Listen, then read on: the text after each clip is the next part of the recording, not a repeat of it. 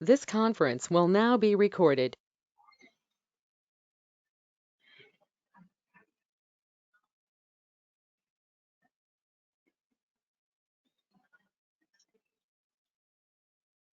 So please let me know when you face some audio issue or like you have uh, not able to understand something. Please unmute yourself and tell me, because I am cannot able to see the chat all the time.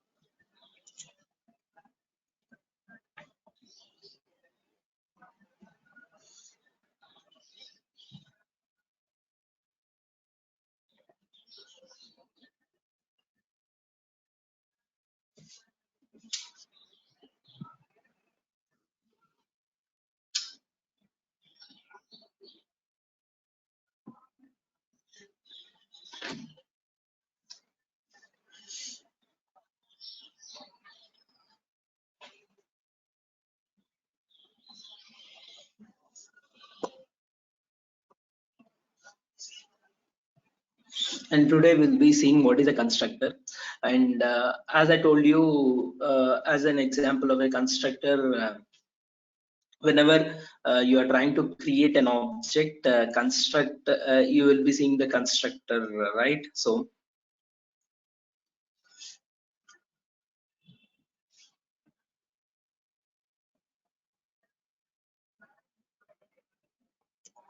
So whenever you see the basic syntax of your object creation,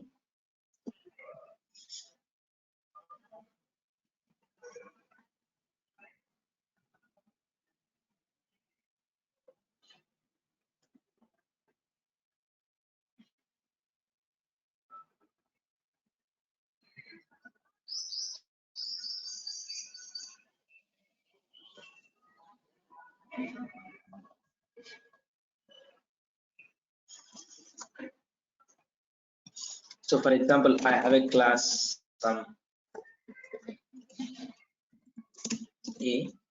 So whenever I want to create this object of your A, so I'll be doing A equals to some reference variable and new A. So now this is nothing but your constructor. Your constructor will be same like your class name, but it will have with the zero parameter, which will not have any return type. Neither it means like you should not be even writing the void also. So how you will be writing your constructors is, so generally every class will have a constructor, but we have not written the constructors in our previous examples what we have taken it. But default, your compiler will generate a constructor if your class is not having any constructors. So generally I will be writing a class A. So how there are two types of constructors you have generally.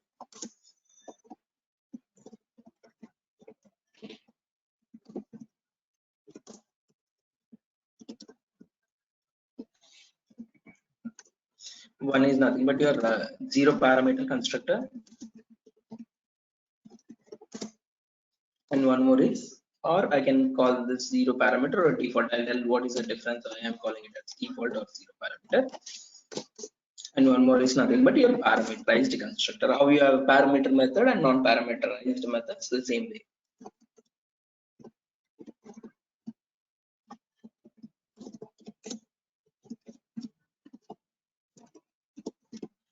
So how you write a zero parameter constructor? So for example, I have a class A. So I just want to write a zero parameter constructor for a class A. So then what I'll be writing in this way. So we should not have any return type. So the syntax of your constructor looks similar to your method, but it will not have any return type. The syntax is just like this.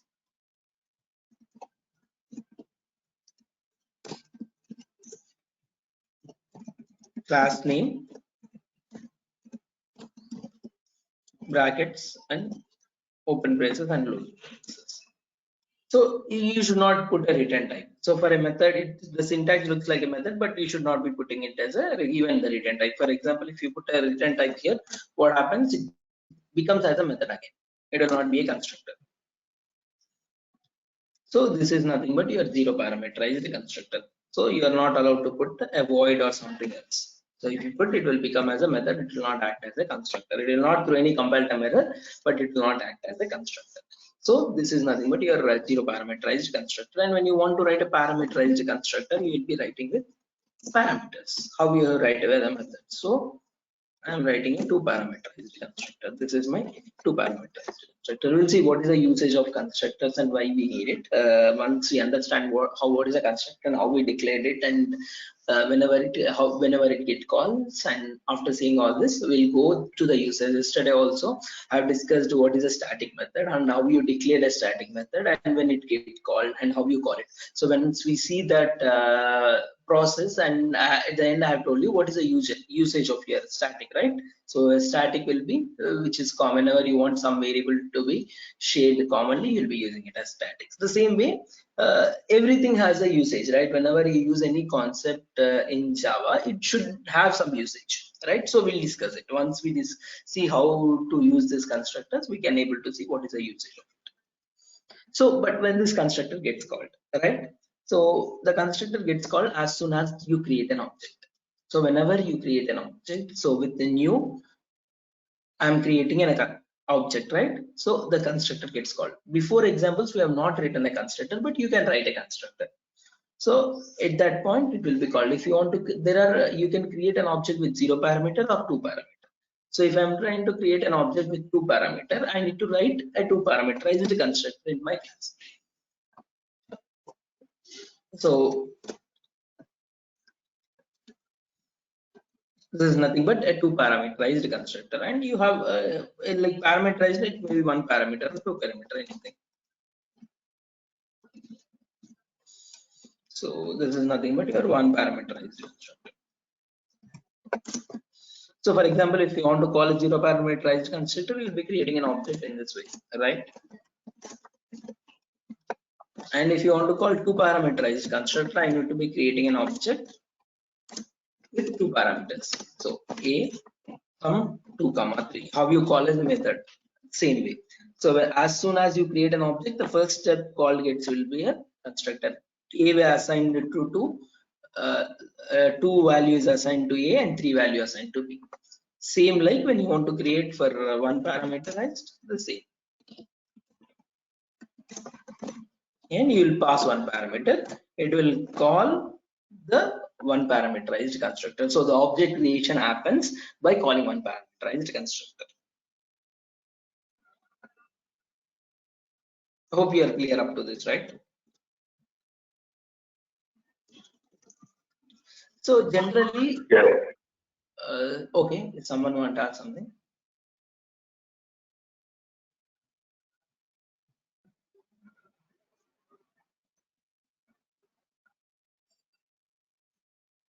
Okay.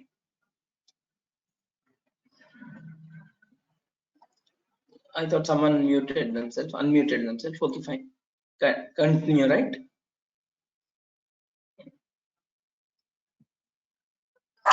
Yes, please. Okay.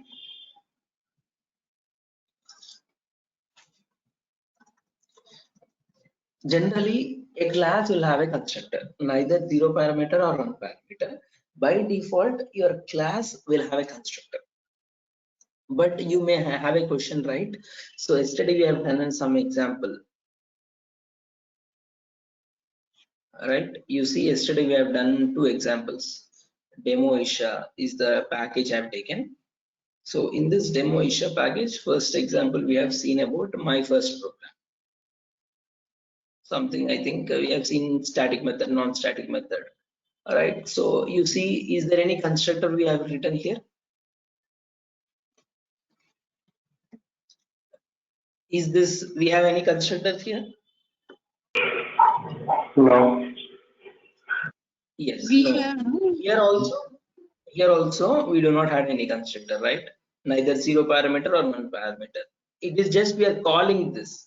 We are creating with the constructor, but exactly we do not had any constructor in this classes. But what I'm telling, by default, every class will have at least 1 constructor. Without constructor, your class does not exist. Like if I, for example, if you create an object, for sure the constructor should happen. So, but why you cannot say is nothing, but your compiler will create at runtime.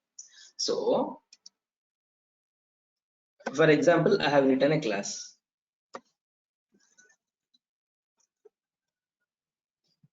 I have written a class, some ABC, and I am trying to create an object of this class.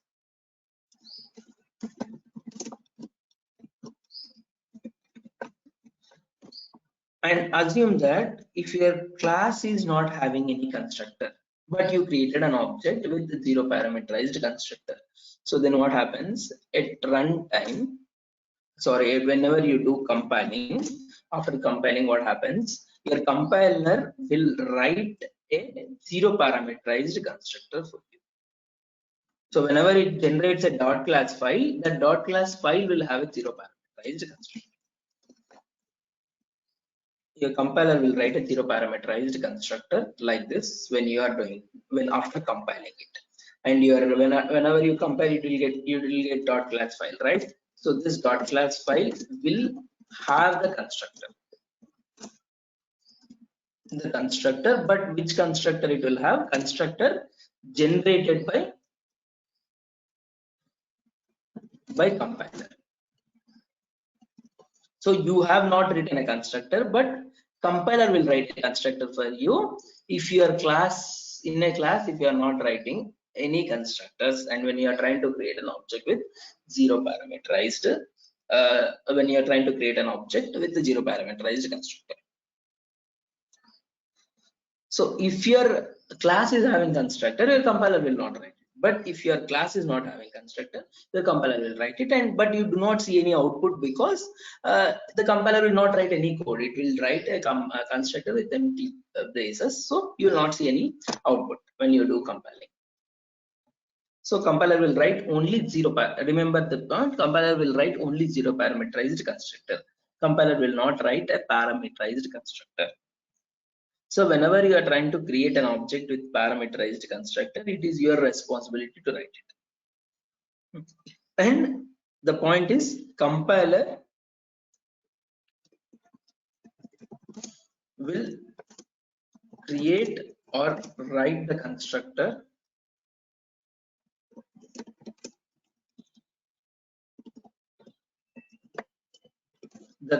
if and only if. It means sure condition. If and only if, for sure, if and only if your class does not contain any constructors.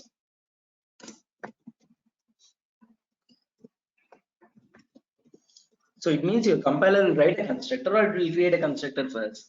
But the condition, for sure condition, is nothing but your class should not have any constructors.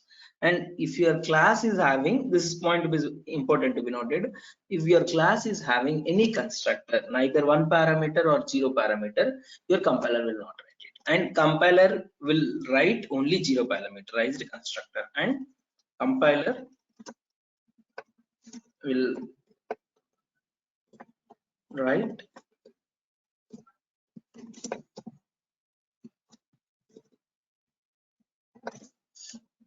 only zero parameter constructor.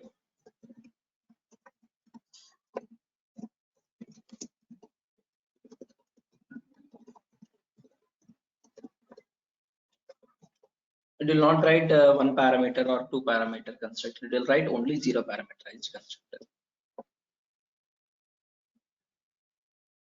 So if you are trying to write, trying to create an object with one parameter. So for example, I'll try to create an object with one parameter. So you see, you are getting an error.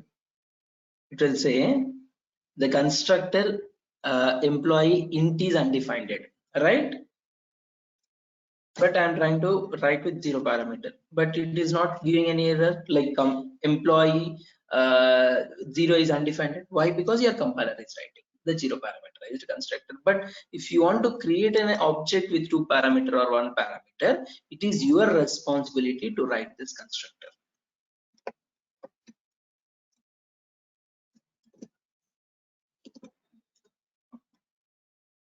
right? So this is the first step, it will execute. Indeed. So now I have one parameter, and that's the reason your error also gone.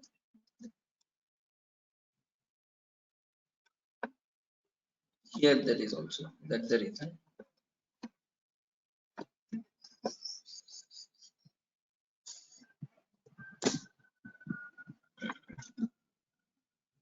And if you see why zero parameter is throwing an error, before this zero parameter is not throwing an error, right? So I'll remove this one parameter, you'll not get any error.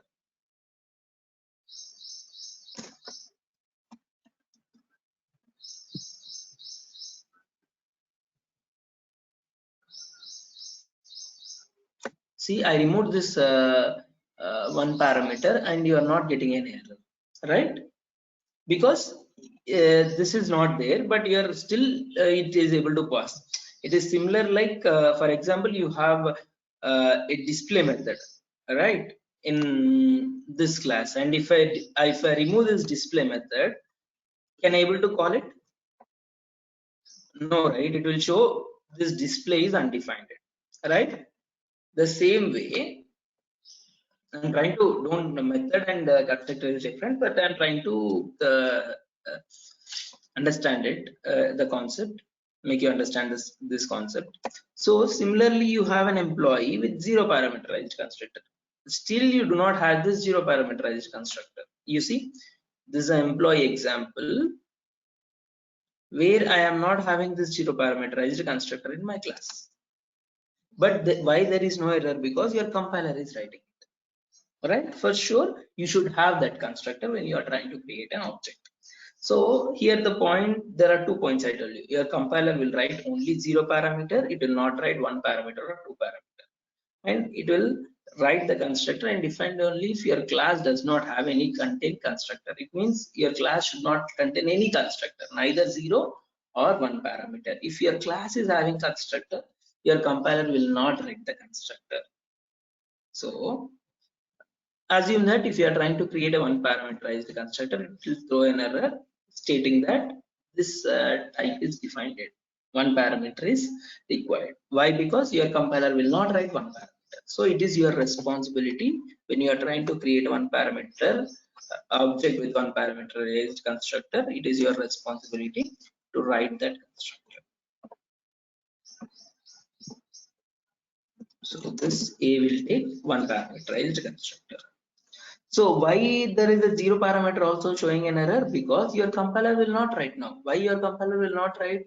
Already you have a constructor. So then why it will write a zero parameter? No, it will not write any constructor. If you are having any constructor in your class, your compiler will not write even zero parameterized constructor.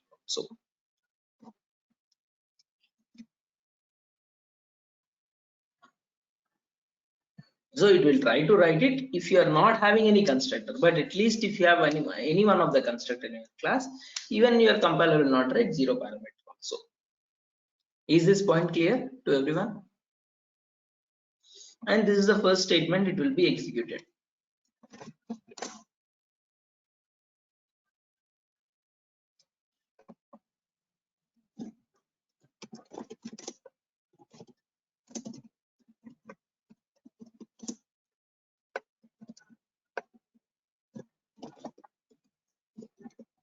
Is it confusing or clear this point? And when I first when you create an object inside one parameter, so this will be executed 2 times because I am creating 2 objects.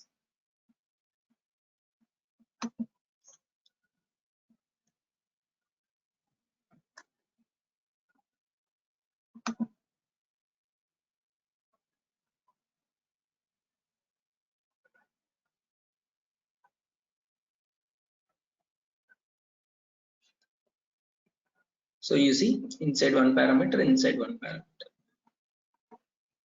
So you're creating an object for the whenever you create an object, your one parameter will be executed.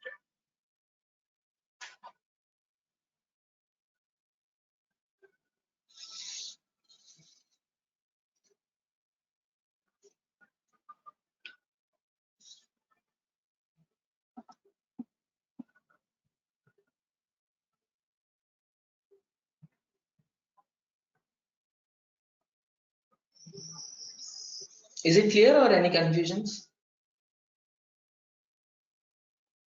It's okay, clear. Okay, thank you.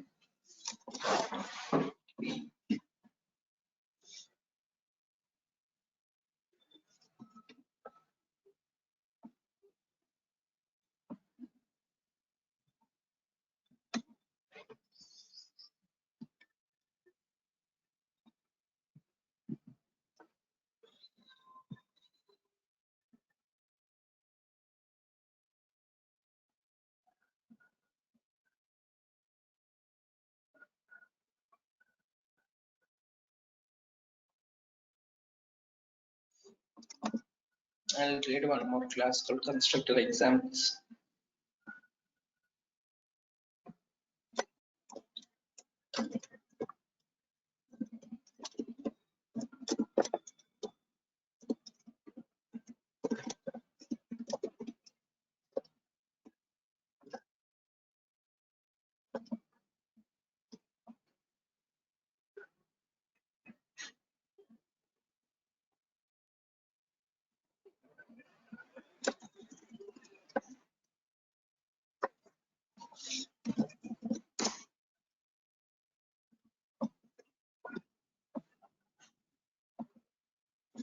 So as I told you, there are parameterized as well as parameterized constructor as well as your zero parameterized constructors, right? So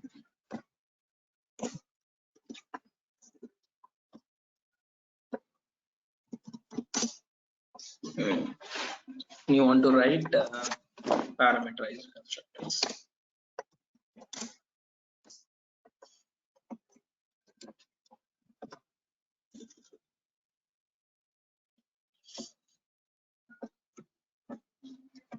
Here I have a zero parameterized constructor.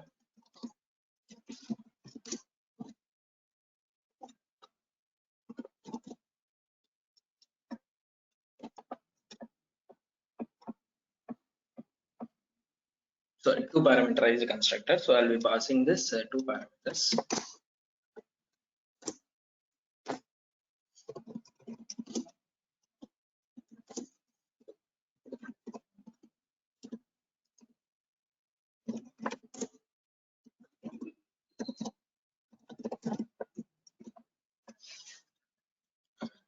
So whenever you have parameterized,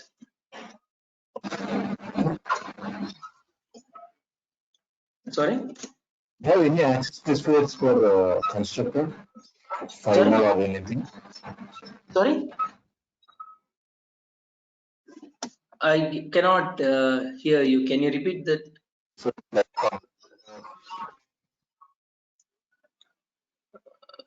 Sorry, there was a lot of breaking. Can you type in the chat or?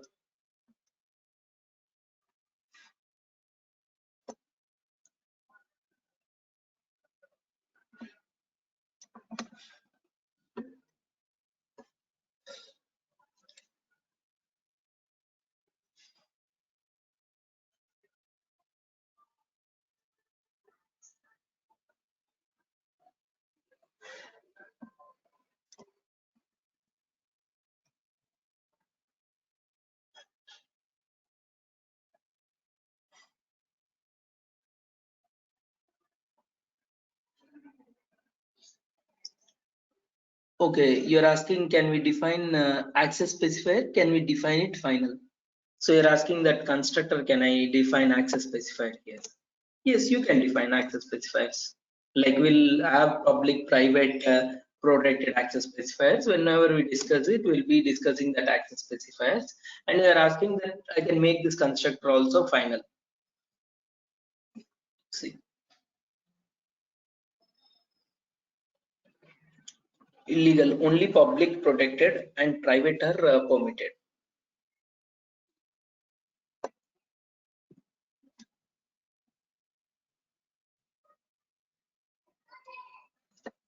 So with access specifiers, like you will be making singleton class and all this whenever you see this access specifiers. So we'll discuss that in detail whenever we come with access specifiers and final keyword and all. I'll be discussing in more detail of it. Okay, is it fine, Chandra? Okay.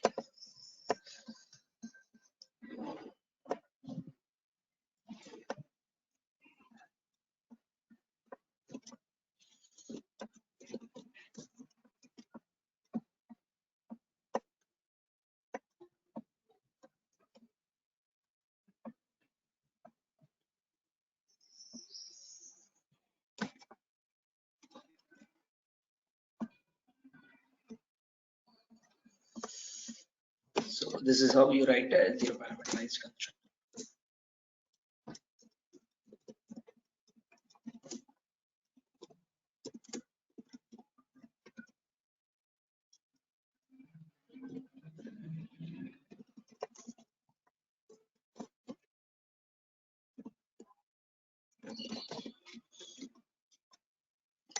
So when I execute this, which one will execute first? Your two parameter will be executing first, and next your zero parameter, right? Because it will be in the same order.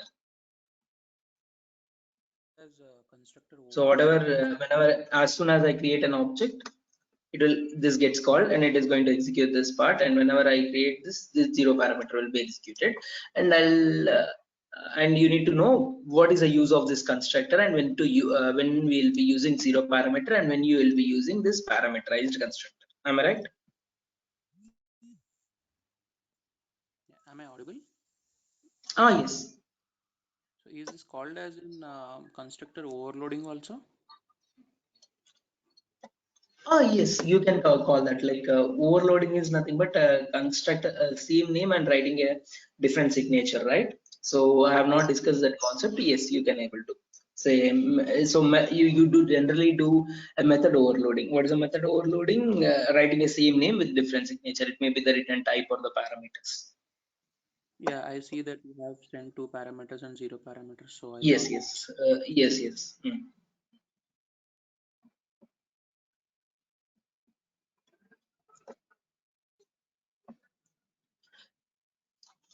So when you go for zero parameter or when you go for with parameterized constructor, so generally, for example, whenever you declared when you are trying to create an object, right?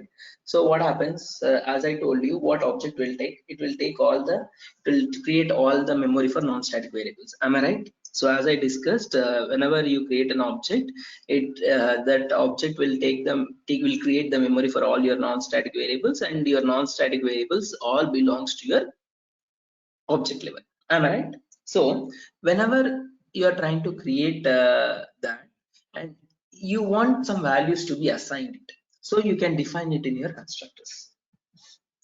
So if you are not assigning that values, what happens? It will be which will initialize with zero values, right? But whenever you want to create it and you want to assign some values, you will be defining that in your constructors. So for example, I'll take int a.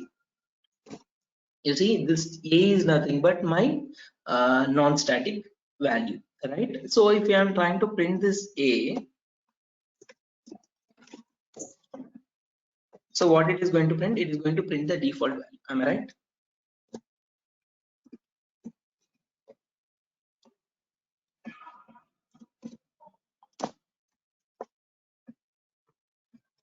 The default value will be 0. It is going to print with this default value, but I do not want that default value to be printed.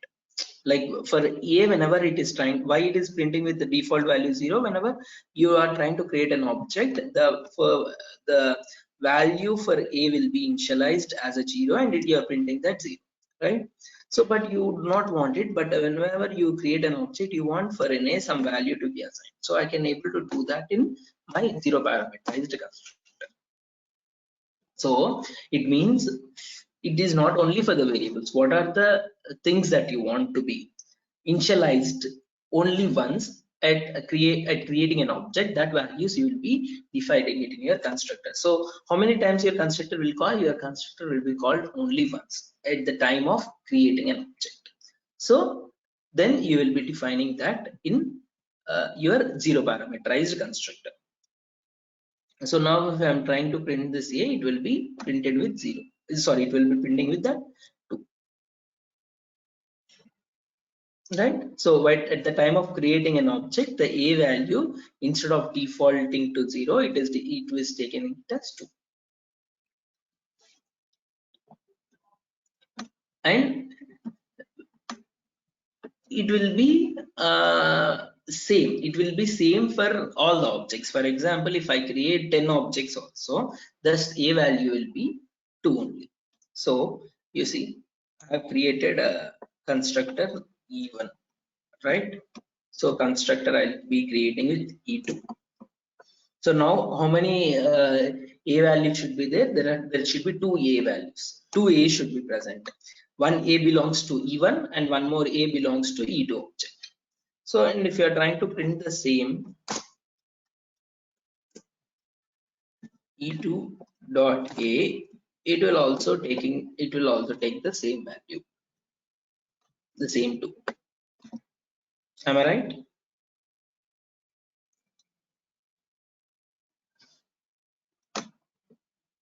So inside 0, this is for first object and this is for the second object.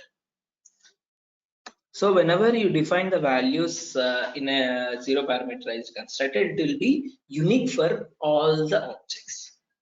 So I think you are getting the point. Whenever you want some value, that value you want to be same for all the objects, you can define it in your 0 parameterized constructor. It is different. It is different in the sense you have different A's, but you want that value to be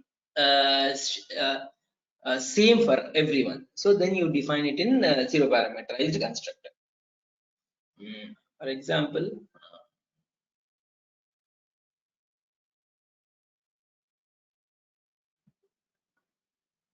what I can say,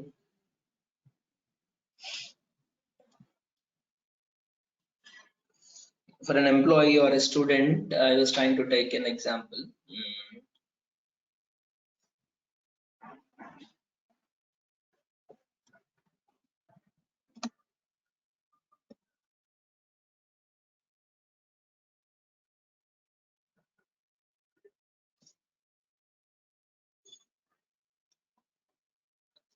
Again, don't confuse with the static and non-static. Static is the one which is one for every object. But whenever you want to define something in your 0 parameterized constructor, that value will be that value will be same for every object, but it is different things.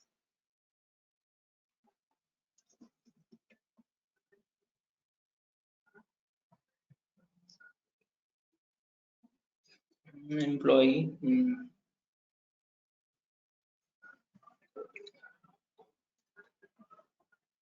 Okay, I'll just leave that.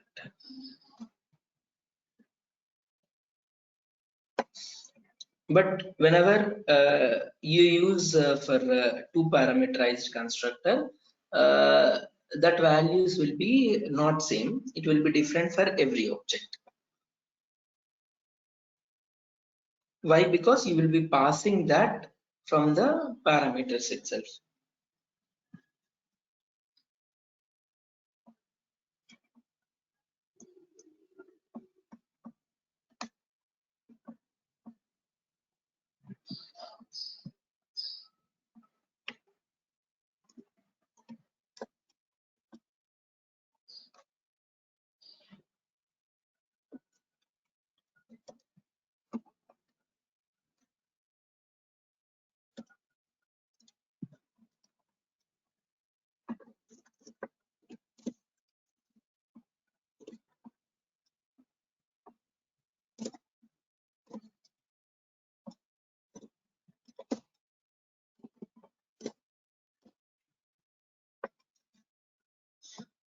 So you see, I have created 2 objects. One is nothing but your ex3 and ex4.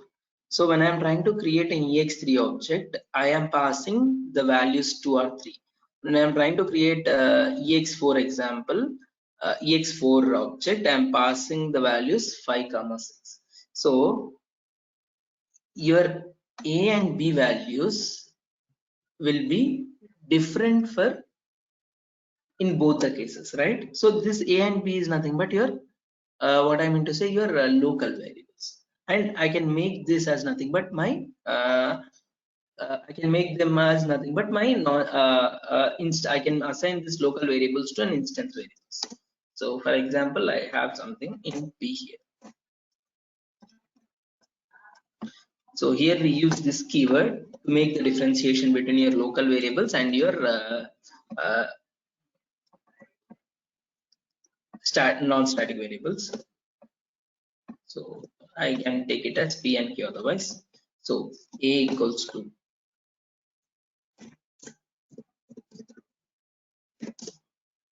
and Q equals to, sorry, B equals to Q.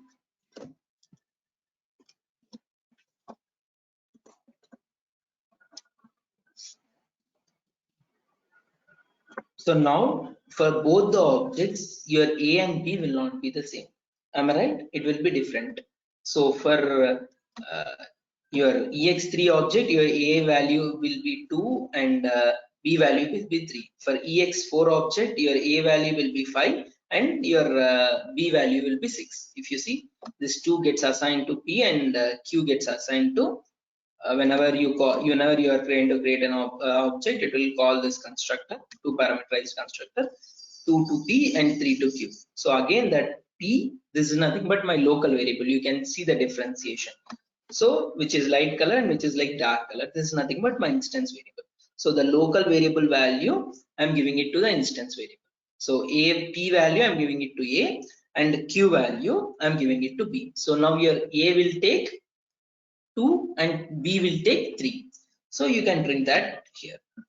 So I'll comment this part, the zero parameterized part.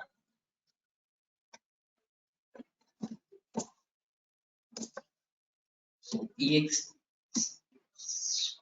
dot 3 EX3 dot A. I'm reading only the A. So first it will print 2 and here it will be printing 5. I'm not printing B value.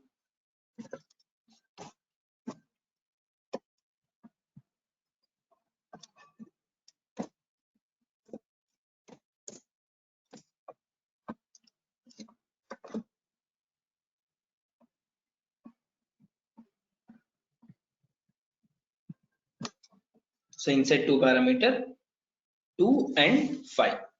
It means for 2 objects you have a different values. Whenever you want different values, you go for 2 parameterized constructor. When you want same value for both the objects, same value in the both the objects, you go for parameterized, zero parameterized constructor.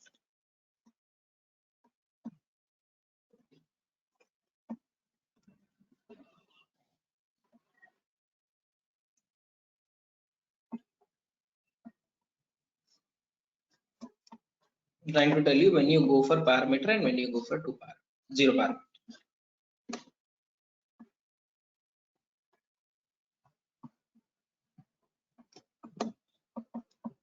So for example, you have an ID here. You have an ID here also. Assume that this is nothing but your employee 1 and this employee 2, right? So if you want this ID values to be same, generally you do not want it same. For example, I want here the ID for this, I want 1, ID for this also, for this object also I want 1. So what is a constructor I need to choose? I need to choose the zero parameterized constructor where I'll be initializing that value and which is same for both the objects. That's what I have done. So I have created a zero parameterized constructor where I have given a value is 2. So this you will have 2 a's in 2 objects, but the values is nothing but the same. Whenever you define that in zero parameterized constructor, when you go for 2 parameterized constructor, whenever you want this values to be different in both the objects, I do not want ID to be same. So then what I need to use? I need to use the 2 parameterized constructor or 1 parameterized constructor to make that difference. Here it will be whenever I am trying to create an object, I'll pass 1 in the first case, and whenever I create a second object, I'll pass the 2.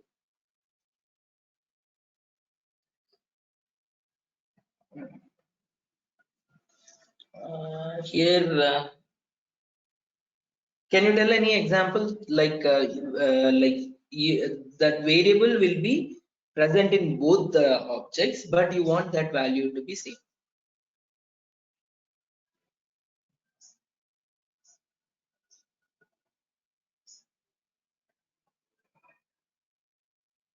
Generally, ID will not be the same, right?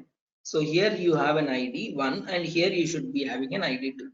You should not be the common one.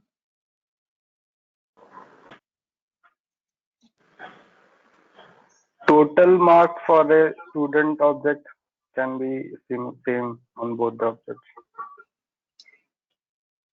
Okay, yes, exactly. Total marks. Very. So for example, when you take it as a student, yes, total marks.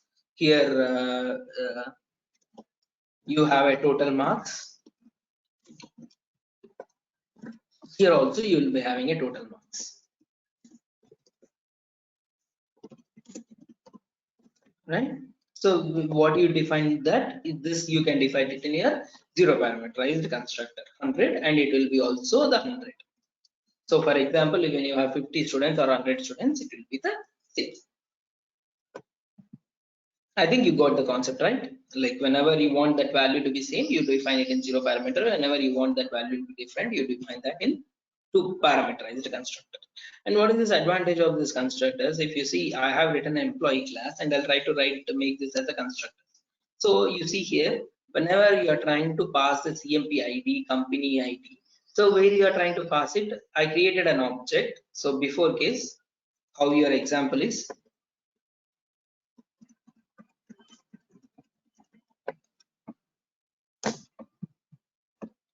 before this is the example, right? Before not writing anything, before including constructors, whatever the example that we have seen yesterday is, this is the one.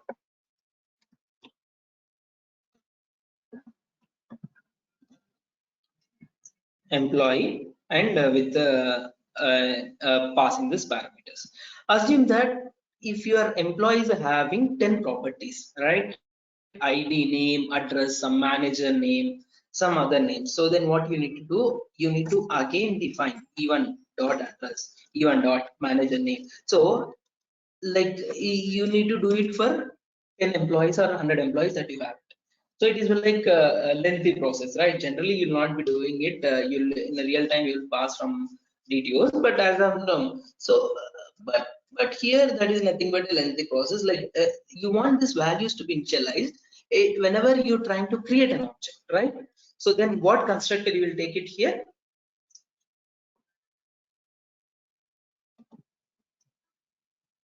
Whether you will take it as one parameter or two parameterized constructor here. At the time of creating an object, I want these values to be initialized. So how many parameterized construct, how many parameter constructor I should take? I have how many properties?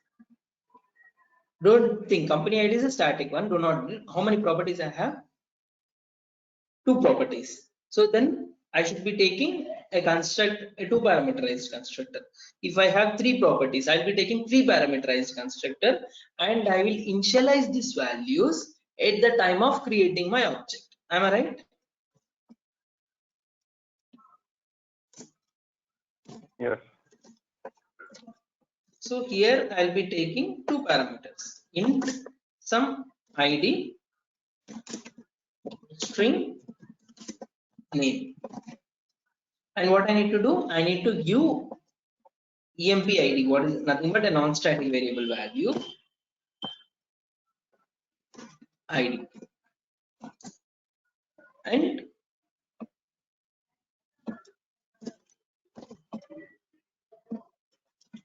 EMP name will be your name. So instead of passing even EMP ID, company ID like this, what I'll do, sorry, EMP name like this, what I'll do, 1 comma, I'll pass it as Ram. I'll remove this part.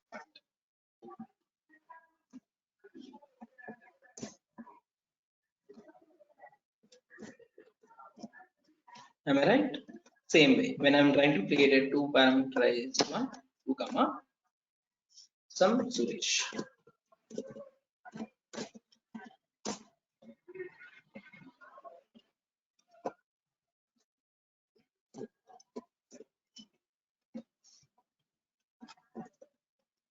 Your output will be the same. For example, if you have three properties, something like address or something, then I should be using constructor with three parameters. So at the time of creating an object itself, I'm initializing this values. So whenever you create an object, what happens? ID will come here. Name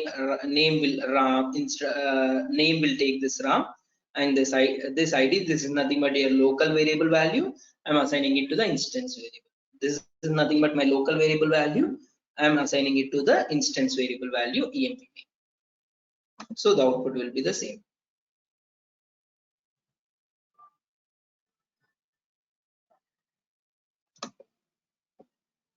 You can see static variable, non-static, 1 RAM, 2 Suresh.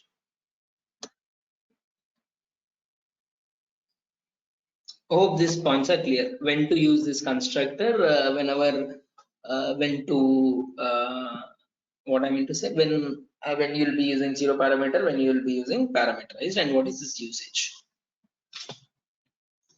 And here we'll see some keywords. This with brackets and super brackets. So here, what is the usage of this keyword? You see, what is this? My local variable name, ID. What is my instance variable name? EMP ID. What I'm doing, I'm giving my local variable name to the instance variable name, and the names are different. Here it is EMP ID, here it is ID. If my local variable name as well as my instance variable names are same, then how to make the differentiation? So this is nothing but my local variable name, right? I'll take this also same as my instance variable name. So what is my instance variable name here? EMP ID. So what is my instance variable name for EMP name? It is EMP name. Now what I should do, instead of writing ID, I should write EMP ID. Instead of writing EMP name, I should write EMP name. I'm assigning EMP ID, EMP. So is this assignment making any sense? And if I'm trying to execute, what will be my output?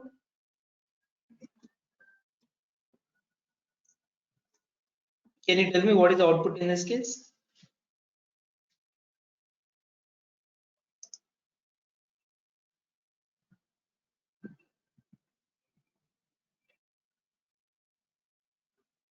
So Whether it will be again Ram and 2 Suresh or something else. the same. Hmm? It will be 2 Suresh, 1 Ram. It'll take as is similarly as earlier. Okay. Can you see one more time and tell? Because it will not be the same. That's the reason.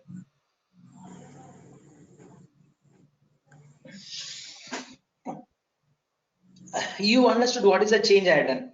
Is it clear that the change what I have done? You have given instance variable name to the constructor parameters. Yes, and I have changed the local variable names, right? Before the local variable names is nothing but your ID, it is name, but I changed it to EMP ID, EMP name. That is same as nothing but your instance variables names. Am I right? Yeah. And I'm giving it.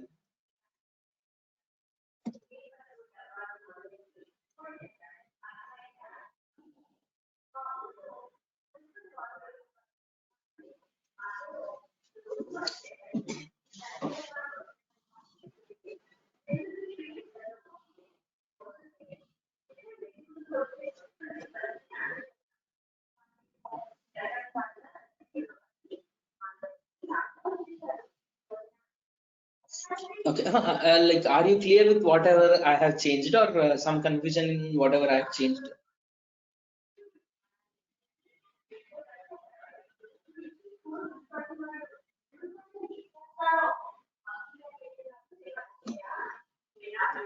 It's clear. Okay, so here changing this local variable's name, this assignment is not making any sense. The assignment has no effect because your compiler will not know what is a local variable name and what is the instance variable name. So whenever it is not making any sense, your local variable will not be assigned to your instance variable. So if it is not assigning, this is going to take the default values. So whenever you are trying to print, it will not take this 1 and Ram and 2 and Suresh. It will print you the 0 and null. Why 0 and null? Because that is nothing but your default values.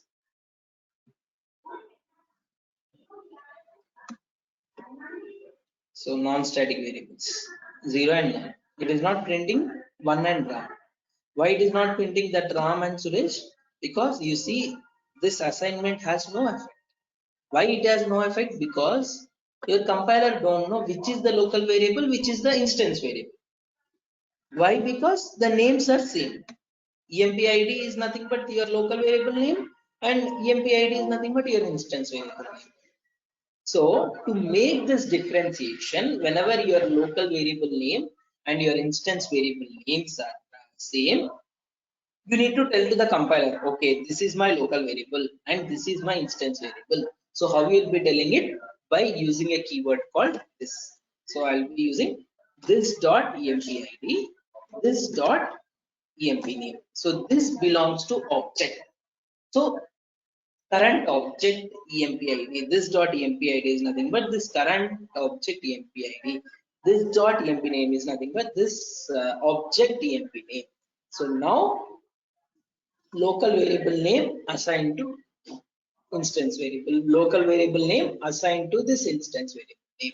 So I'll remove this. You can see the difference, right? This has no, this assignment has no effect. And you see both are light color. So it is taking both as nothing but the local. To make the differentiation, you'll be using this dot. So whenever I run it, you will be getting whatever we are expecting.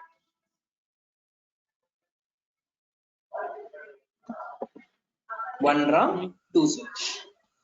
Can you explain the this usage once again, please? Yes, yes.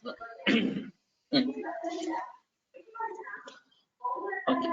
I'll go from the beginning.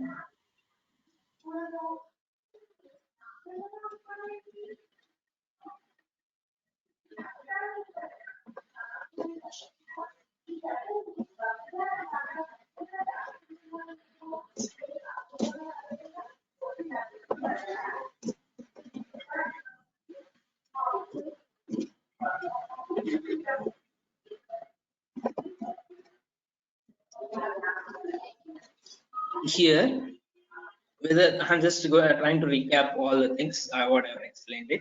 So please stop me whenever you are not clear. So I'm creating an employee object. So what happens?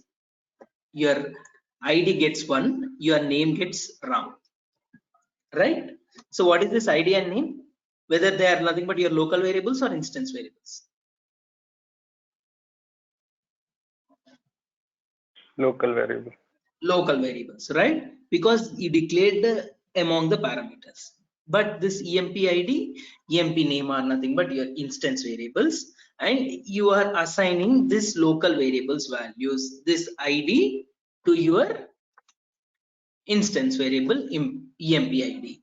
You are assigning local variable name to the instance variable. This is nothing but local variable instance value name to your emp name. So your Ram will go to emp. Your one will be taken by emp id. So you are clear with this point, right? So why here your compiler is not having any ambiguity? Because you see the local variable value is id and the instance variable value is emp id. So the names are different. So then there is no ambiguity for a compiler, and it will take, okay, I need to give local value to instance value. I need to give this local value to instance value. The assignment was very clear and the compiler able to get. But in case if your local variable name and your instance variable names are same, so I'll change my local variable name to emp id. and my instance variable name from name to emp name. So whenever I'm changing, why there is error, I need to change here also. Am I right? emp id and emp name.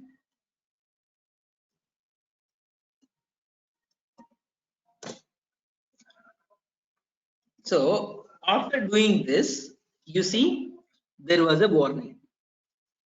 The assignment to a variable emp id has no effect. Why? Because it is treating both are nothing but the local variables. So if I assign 2 equals to 2, does it make any sense? For 2 I'm making 2. For 3 I'm assigning 3. It's like for a I'm giving a value I'm giving it to a. So that is not having any int a equals to int a, whatever it may be. So 2 value I'm giving it 2. So that is not having any effect, right? So what it is treating both are nothing but the local variables. Emp name equals to emp name. So why it is treating both are nothing but the local variables? Because your compiler don't know which is a local variable value, which is an instance variable value, which I need to take it. Why? Because the names are same. Here you see emp id is same, emp id is same, emp name is same, emp name is same. So now what is our duty? That to make the differentiation, what is local variable, what is instance variable. Instance means that is nothing but object level. So to make the differentiation, object level will be using this. So this belongs to object. So if I say this, okay, this belongs to the current object. What is my current object? Employee. When I say again employee 2, that it belongs to this emp2. So whenever you are trying to create emp e1 object, if I write this dot emp eid, so that belongs to the e1 object. When I say whenever you create employee 2 object, if I say E2, that this belongs to E2 object, this belongs to the current object. So I can make the differentiation from the local variables to the instance variables for writing this. If I write this, that belongs to instance variable. I want to make this as an instance variable, right? So for that, I'll add this keyword here, this dot empid. Now you see it became as an instance variable. So if I write this, that is a differentiation for a compiler. So okay, this is nothing but my instance variable, and this is nothing but the local value variable. So that's what we need to give. You need to give the local variable value to the instance variables. That is nothing but your emp id and emp name. So that you make by writing a keyword called this dot emp id. So whenever you create an object, what happens? It will come over here. So this dot emp id means what is the current object? E1. So it will give to the C1 object. The values will be given to the E1 object. Whenever you go for second object E2, okay, this means it is E2 object. It will give to the current object, and you can able to print the this value. Is it clear? Yeah, it's clear. Okay. It's the main reason is to make the difference between your local variables and instance variable. We use this keyword which is for current object. What is your current object? So we have this keyword and we have this with brackets also. We'll see what is this with brackets. I think you're clear with this keyword. Okay. So here we are seeing this constructors examples, right?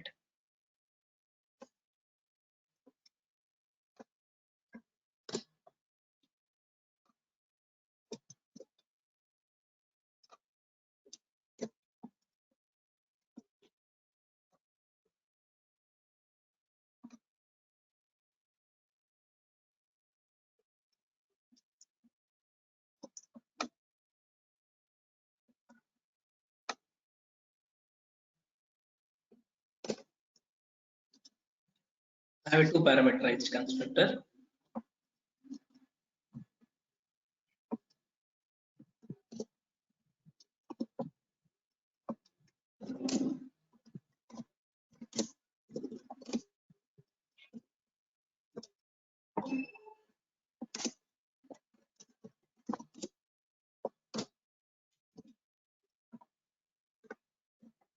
I have a 0 parameterized constructor and I have 1 parameterized constructor here. 0. So whenever I want to call this 2 parameterized constructor, as I told you, I need to be creating 2 parameterized object with 2 parameter, right?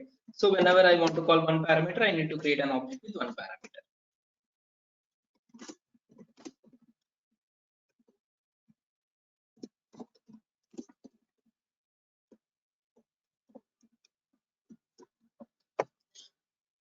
So it is what you see. I want to call this 3 constructors. So what I'm doing, I'm creating this objects with different constructors, right? 2 parameter will call 2 parameterized constructor, 1 parameter will call 1 parameter, 0 parameter will call 0 parameter.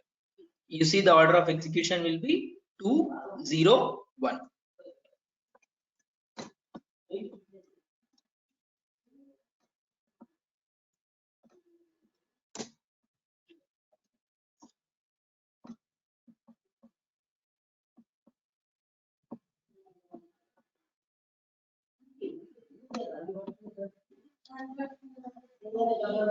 It is 2, 0 and 1.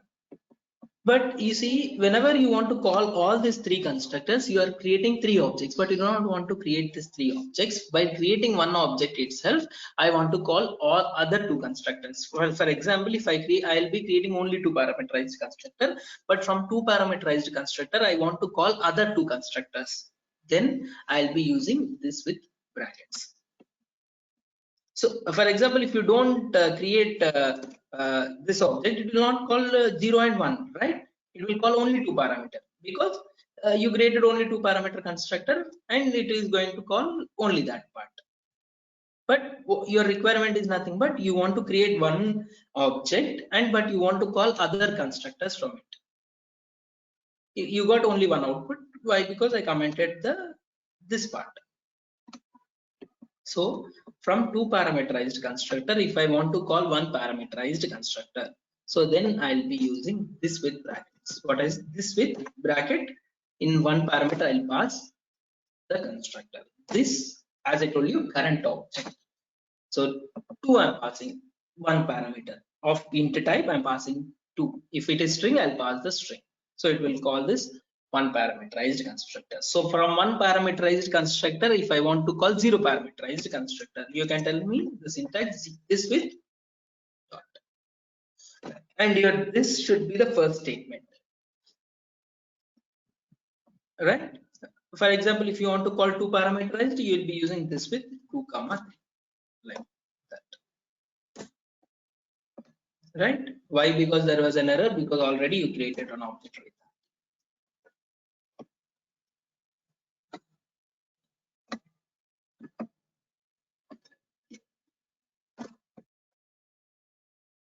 Now, can you tell me the order of output, whether it will be 2, 1, 0, 1, 0, 2, like that? Can you tell me the order here?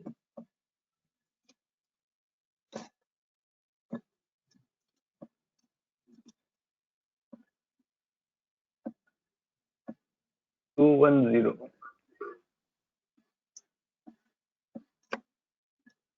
Okay, you are telling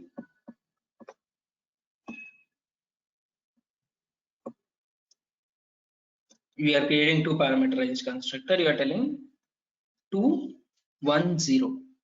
Any other answers? Yes.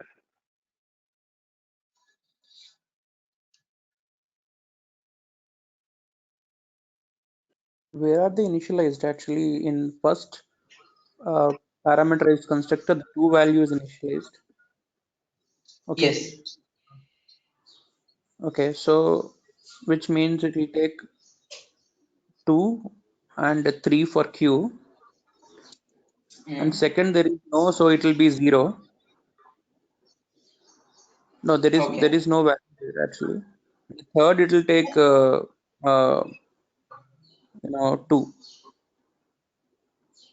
I'm not getting any values, like just to make sure which is executing. Inside 2 I'm writing 2 and inside 1 I'm writing 1, like this, right? So I'm creating Okay. two parameterized constructor, and from the two parameterized constructor, I'm calling 0 and 1. So for sure, all these three will execute. But here, I just want like what is that order? Like whether 2 0 1 will come or 1 0 2 will come. So how a Java program, like from top to how the Java program. For example, from one method you call another method. From that you call another method. So how that execution flow will happen? That order I'm just. So your answer is.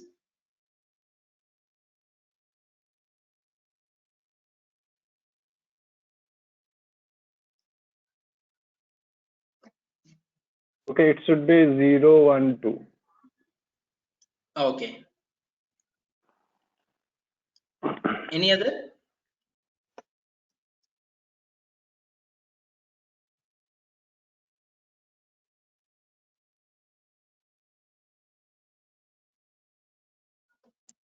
So you are calling two parameterized constructor.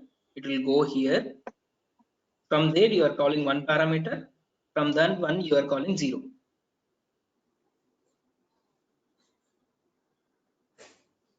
It is 2 1 Okay. 0 or 0 1 2.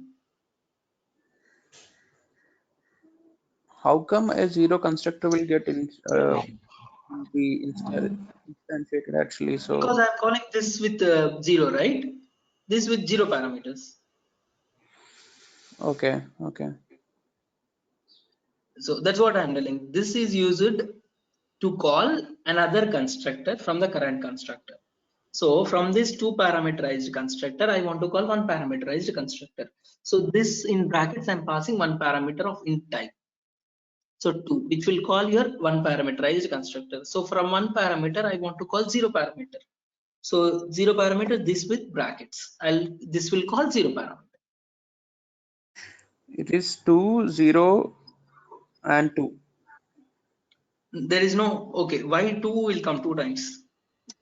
Uh, mm, 0, You 1, just 2. see with the normal Java program. I'll tell one thing, then you can able to tell this answer. Like what one, actually I got right answer from someone. I got right answer, but again I'm not seeing the name, but someone I got a right answer. But I have trying to, but again there was some other wrong answers also. Okay, and that's the reason I'm trying to explain this. For example, I have an M1 method, right? From this I am calling M2 method. It's a normal Java program I'm writing, and I have an M2 method here. From M2 I'm calling M3 method.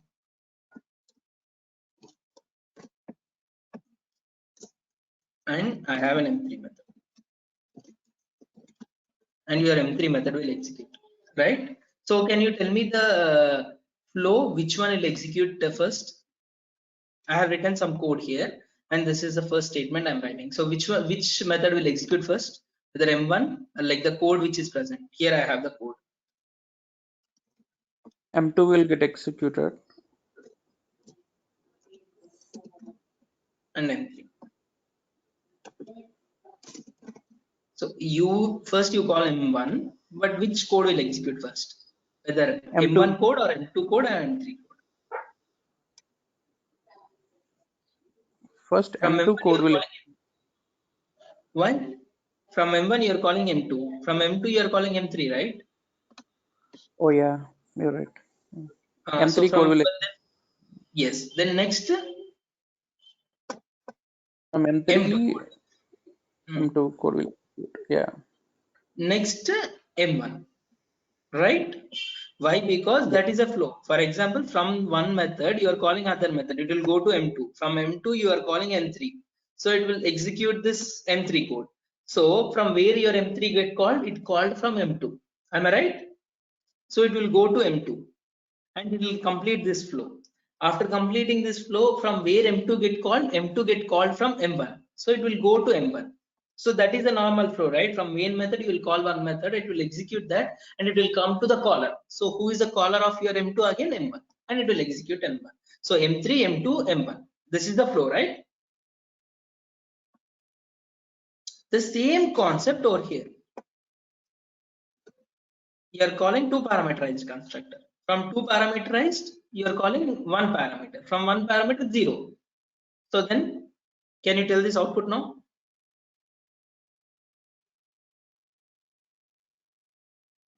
Zero, 1, 2. Exactly. That's what I got this answer before only, but again I got some other answers. So that's the reason. Thank you. I think you have understood it.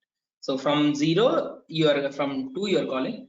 From 0 got called from 0 constructor called from one parameter. It will come to one parameter and will execute one parameter, and one parameter constructor got called from 2 parameter, and it will execute 2. After that, it will come to this place and there is no constructor. So it is 0, 1, 2.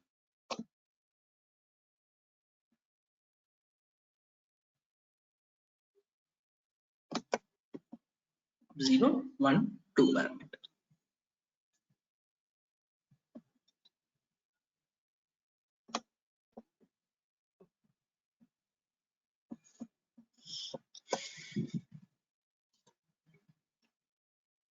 I want everyone to be understood clearly, so that's the reason I repeated it.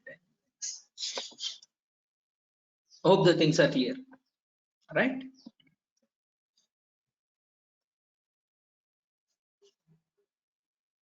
So any queries in the constructors or this whatever we discussed in super this things? No.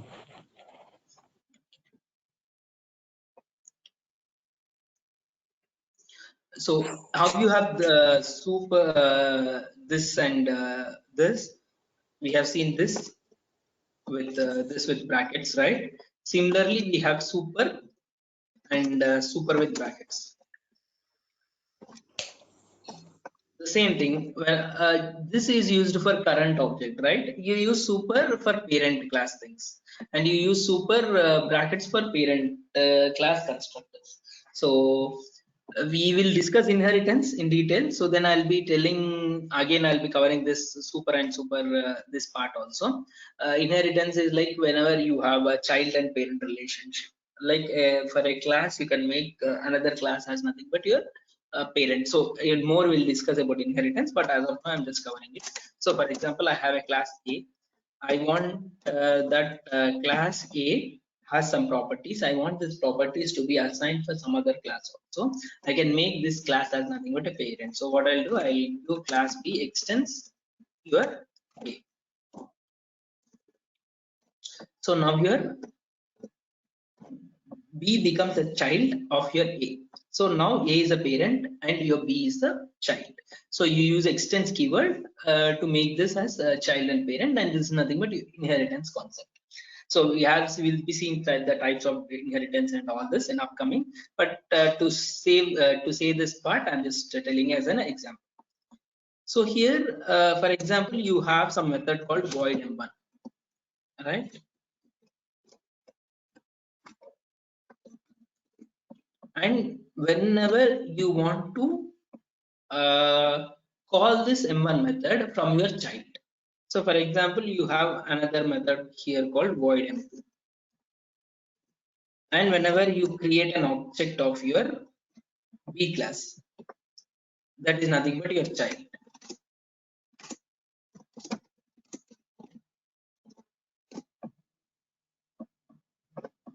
So I have a class A of a method called m1, and I have a class B which is of child of your A, and I have a method called m2 here, and I created a B class object and I call B dot m2. So which method will get called? Obviously the method which is present in your child will get called. So from this child method, whenever you want to access a parent properties, whenever you want to give a value for a parent variable, or whenever you want to call the parent method, so I'll be using super dot m2. The super is a super dot m2, sorry, super dot m1, because we have m1 method, right? So we use super keyword to call the parent class methods or to give the values to the parent class variables. So which will call your m1 method which is present in your super class. So your A is a super class, or you can say it as a parent class of your B. And when you use this super with brackets is whenever you want to call parent class constructor. So for example, in this I have a one parameterized constructor, right? So assume that I'm trying to create an object with one parameter. So first door I should be having one parameter here.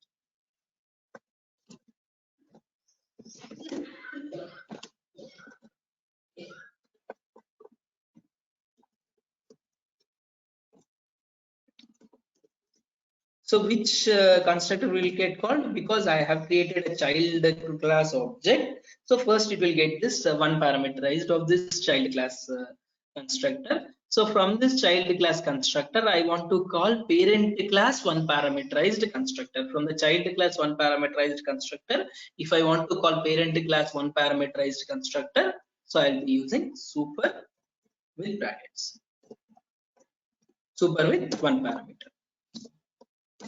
So this is used to call the current class different constructor. Super is used to call the parent class different constructors.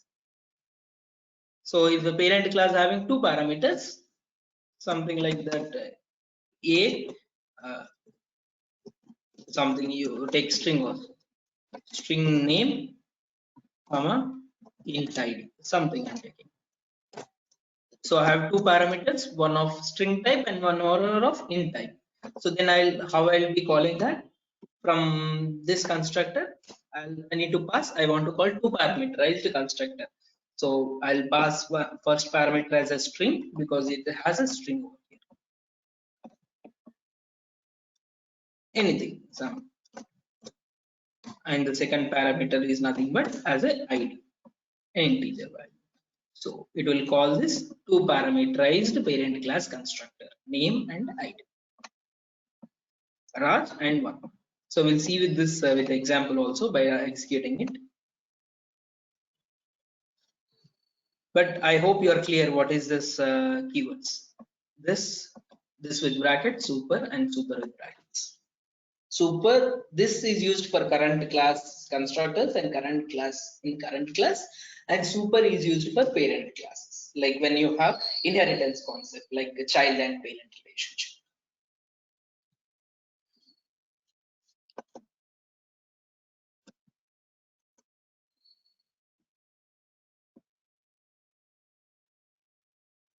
Okay, so super with the brackets or this with the brackets is the current constructor invocation, correct, in that particular class.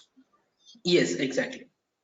So if it is this dot or super dot, it is something that is accessing maybe not this dot. Super dot is something that accessing the extended class, which is a parent class. Yes, parent class methods, or whenever you want to give the values for parent class variables, you use super dot. Okay. Okay. So Anil, not this. This with brackets is used to call it.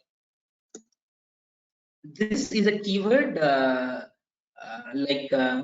used to assign the local variables name to the instance variables names, as I told you right here. This keyword to make the differentiation for the current class. So we have four things: this and this with brackets, and super with brackets.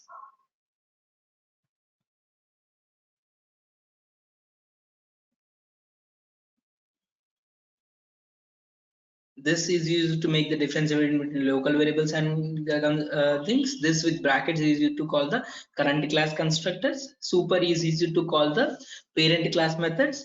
Super with brackets is used to call the parent class constructors.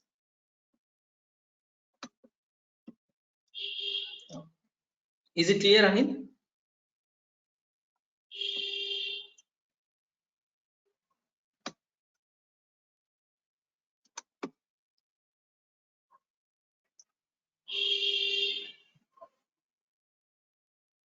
May I know your name, please? Surya. Surya, what else we are covering in this few upcoming sessions? Do you have any list of the item topics? Yes, there was a syllabus already I have shared for you, right? Maybe I missed out. Where do I check it? Okay, I'll just share you the syllabus again in the group. I'll just check with Anita and I'll be sharing you the syllabus. So as part of this, we'll be covering the basics of your core Java and like a Tomcat and doing a small application. Like Okay. OOP encapsulations will be covering like OOPS concepts. I'll be telling the next will be the access specifiers I'll be teaching you. And the basics, I'm not going very deeper of Java, like we'll be covering the basics and we'll be just going with the a small a project Okay. with the servlets and all. Thank you. So okay, Anil, I am repeating it. So so your query is from when to be used or what exactly? So which one, which part you want me to repeat exactly?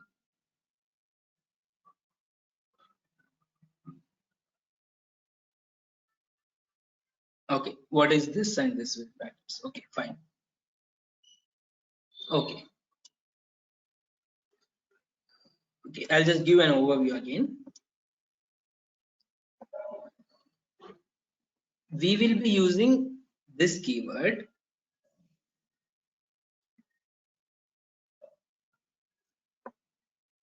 So whenever your local variable names and whenever your instance variable names are same, you see my local variable name and instance variable names. So this instance variable name and your local variable names are same. So to make the differentiation, I'll be using this. So this means for current object, right? So I'll be using this dot empid. So my local variable name will be assigned to the instance variables. And when I'll use this with brackets is nothing but whenever I want to call the constructor. In the same class, different constructors. You see, I have created a two parameterized constructor. So from this two parameterized constructor, if I want to call different constructors, right? You see, from this two parameterized constructor, I want to call the one parameterized constructor which is in the current class. I have there is no parent and child.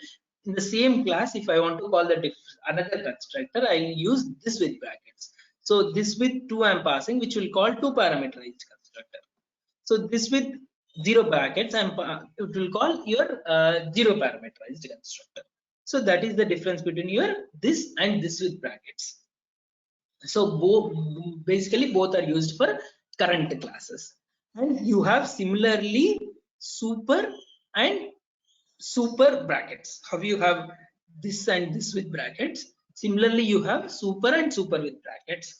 So what is this usage of super is nothing but whenever you want to call the parent class method. So in Java, you have inheritance concept and we'll discuss about this super and super with brackets in more detail with examples whenever I have gone through the inheritance concept.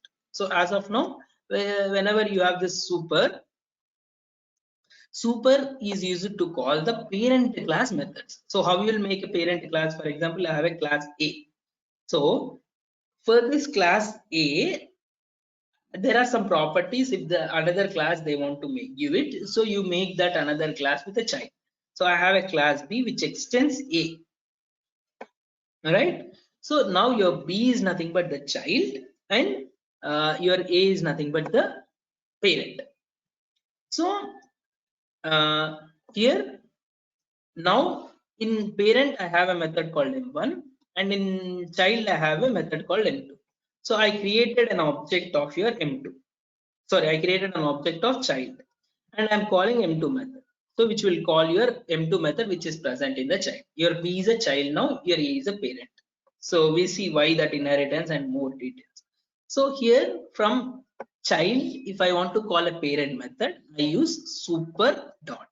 So super dot m1 will call your parent method. So to access the parent class properties, I'll be using super. Methods or variables, I'll be using super. So super with brackets I'll be using whenever I want to call parent class constructors. So this is used to call the current class constructors, right? Similarly, super is used to call the parent class constructor. So for example, from one parameter constructor, I want to call super, I'm passing Raj and one. So which will call parent class two parameterized constructor. That is nothing but who is parent class A. So A two parameterized constructor will be get. Okay. Hope you are clear, Anil. If you want, you can also go through this recording one more time and let me know. We'll see more with some more examples tomorrow. Is it fine?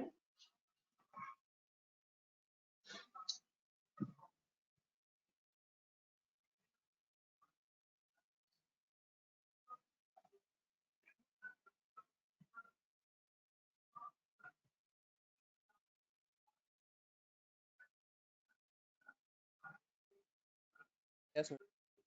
Yeah, exactly. That's what. Okay, I'll share this code also, Anil.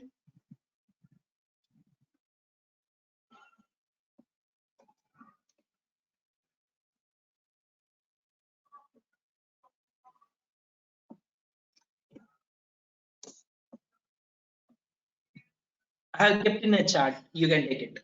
It's like I have not written a main method and all, like elaborated one, but you can able to understand it. I have kept in the chat, Anil. You can take it.